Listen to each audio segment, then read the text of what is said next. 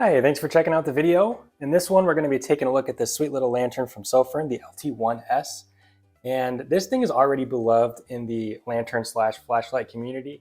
It's a great little lantern from Sofirn. Sofirn actually has a variety of different lanterns. The ones I know of are the BLF LT1, which is their very first lantern, runs on 4 18650 batteries, and it's similar to this, but just has a longer base where those batteries go in. What makes this one cool, I believe the S stands for short, is they have made this thing so compact in this relatively small form factor. And instead of 18650s, this runs on a single 21700 cell, which is a bigger cell. So it runs off a single one of these that's just going up through the center. So you get really good run times and output from a light of this size. And there's a number of things that make this thing look special. The form factor, I'd say, is the first thing. The second is the fact that you can adjust your color temperature. So whether you like really cool, high CCT, 6000 CCT white light, or if you like the more incandescent, warm white look, you can drop it down all the way to 2700K CCT as well, or anywhere in between. So you can stop it in the spectrum wherever you like the tint of the light the best. And then from there, you can just cycle through your modes. And it does have memory, as well as a moon mode that can last for 555 hours. It's IPX8 waterproof as well, so it can be submerged up to 2 meters for an hour and still hold up. It's USB-C rechargeable. And one of my absolute favorite features is it's got two-way charging. And what that means is you can put a charge into this light through this port and also draw power out through the port. So if you have, for example, a USB-C to USB-C cable and you want to charge a different light or your phone, you can do that with this lantern, which is really cool, especially if you're camping or you're away from an outlet. Really, really cool feature to have on this lantern. And to add just a little bit of spice to this review, I was going to show you some modifications I made to this to make it even better. Well, I don't know about that. You may disagree, but I think it's kind of cool. So I'll show you what I did, but first I'll run through the UI, and it's very simple with this lantern. So as I showed you before, long press from off will bring you into that moon mode. And then as you turn the light on, cycling through the various levels of output can be accomplished just by holding the button down. And then whatever you reach the output level you like, you can just stop it. And as I mentioned before, it does have memory. So whatever output you leave it off on, when you go to turn it back on, it'll be on that same level. You can see you've got the battery status indicators up top, as well as this little hook that kind of clips in place right there. Pretty cool design. So yeah, you can hang this on a hook or some string to fix this wherever you like. And then the base is nice and heavy and flat so that it's very stable. So if you are camping with this on like a picnic table and it's gusty, I don't see this thing going anywhere on you. I think it'll remain where it is pretty well unless the winds are extremely high. And then just some thoughts about lanterns in general. I heard in another video someone pointed out that because this lantern is so low, it's actually not the greatest for reading. So for example, if you're reading, if I'll turn this light off, it might actually be a little bit tough because as you can see, this side of the book is a bit darker. Whereas if you were to raise this lantern up a bit, you can see a bit better. So my modification kind of offers a little bit of a solution to that. So I will show you that in a little bit. But this lantern is just really solid from Sofirn. Really like the runtime, how compact it is as well. It would stow away, pack away neatly. It is very, it does feel very heavy. That's because this aluminum is very dense at the top, and obviously you got the battery in the middle. There's no wasted space. This is a very dense, compact lantern. You've got 18 cool white, 600 CCT emitters, and then 18 2700 CCT warm white emitters in a ring up here on the top, as well as 4 red LEDs. And to access the red menu, you just triple click. Then from there, you can cycle through the various output levels as well. So yeah, very cool. Another thing that's unique about this lantern is, I'll drop it down to its low level so you can see this. It's got the option to change which direction you focus the light. So you can save battery power by only using light in the direction you need it. Or if you want the 360 light, you can do that as well. So you can change which LEDs are in use by double clicking this button here. So there you go, rear, front, and then both. Very cool option to have on this lantern. So without further ado, I'll show you the modifications I made that I think make this thing even better.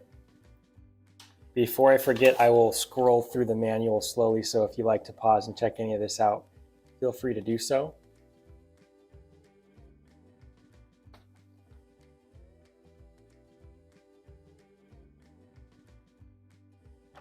But yeah, without further ado, here's the PME edition of the Sofirn LT1S. Yes, it is exactly what it looks like. It is literally just a jar of jam with no jam in it.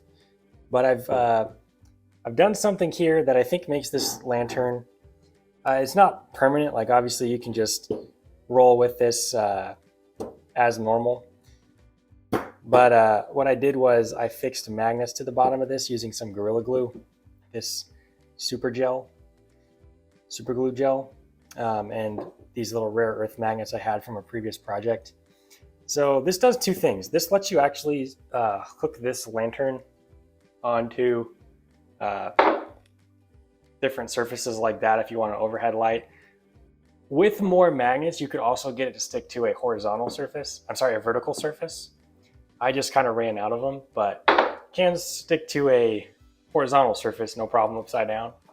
And if the steel is thick enough, it will stick vertically as well. But if it's like a very thin layer of metal, it doesn't do so well. It slides off, so I would need to add some more. But yeah, that's the idea of it, and it just uses the metal of the lid of the jar to kind of make this one package. And what I've done inside here is just included some fun accessories that could complement the lantern. So some string, paracord. So this will help you tie this thing up or hang it from wherever you want, potentially, using the clip and the string. So however you want to do that. Also, you've got your charging cable, just tucked it in there for the heck of it. A smaller, tinier light. I had this just from a tool set, and this is a chapstick lid that I'm using as a diffuser. So this is basically a little mini lantern, little mini area light, or just flashlight if you need it as well. It runs on AAA's. Got that in there just for fun because I had space. There's your spare O-rings that come with the LT1S. By the way, here's the box. Forgot to show that. I don't care too much about packaging. I'm sorry. Yeah, it comes with some foam. There's that tab that prevents the battery from draining while in transit. You get the charging cable as well. And like I said, you can get the light with or without the battery. Got a spare 21700 in here. So that basically doubles your capacity, doubles your runtime with the light by carrying a spare battery. And you could obviously pack more than one in here if you wanted to prioritize that. So two of these 21700s, the one in the light and this one, give this the same amount of runtime as the original BLF LT1 lantern from Sofirn, which is, you know, roughly the same size as this whole package together. Yeah, with the additional storage, there's that charging cable I mentioned. You could also put the USB-C to USB-C cable to charge your phone or other electronics in here too, whatever you prefer. And then just add some extra AAAs to kind of go with this. But that's, you know, you don't need to do that exact thing, but just thought it was a cool option for somebody to do, cool mod using stuff you might already have laying around. So yeah, I wanted to share that just to add a little bit of uniqueness to this review. There's already a lot of awesome reviews about this awesome little lantern. So I wanted to add at least something different to it. But yeah, check Sofirn out if you haven't already. Great brand. I've been really happy with all three Sofirn products I've had already. This is their Sofirn SC31 Pro. Uses an 18650 battery, and you get amazing output from a light of this size with this. It's got Android 2 as well. So if you really want to customize how this thing works, you're able to do that as well. It's USB-C rechargeable. You need a throwing flashlight that's in a relatively small form factor. The Sofirn IF22A is probably one of my favorite flashlights in general. But this is a long range illumination device right here. It's also got that two-way charging, same as the LT1S. So if you want to charge other electronics, you're able to do that with this thrower as well. But yeah, on that note, thought I'd throw in just 2 bonus lantern pieces of philosophy I've got, and that is that you may or may not even need a lantern for whatever, depends on whatever your applications are or whatever you're trying to accomplish with an area light. I actually don't own that many lanterns. There's like really this one and some O bulbs from Olight. This is still my all-time favorite option for camping in tents. Basically, this is a really lightweight product from Olight, and it just offers you nice area light. This is the accessory that kind of could go with it, the O-Link. But most tents I've been in have like really thin poles, and you don't want something with a bunch of weight hanging from that to bring your clearance down in the tent, because you already don't have enough headroom as is usually. And if you bonk on this, it's got enough weight that you will feel it, whereas this is very forgiving and it doesn't hang down as far. So I say for a tent, the Olight O-Bulb is still my all-time favorite option. So this is the original one that they made. It's got 4 modes and very simple, and I really like it. Other than that, you might just want to pick up a diffuser for whatever flashlight you already have. This is a really great underrated flashlight accessory because it turns a flashlight basically into a lantern. By diffusing the light, this gives you the capability to turn a regular flashlight into a lantern. So it's a very economic way to go about things if you want to. And then you have your light pull double duty as a lantern or as a flashlight. So that's a really good way to go if you don't have the funds to invest in a lantern. I highly recommend diffusers. But on that note, I just want to thank you very much for watching.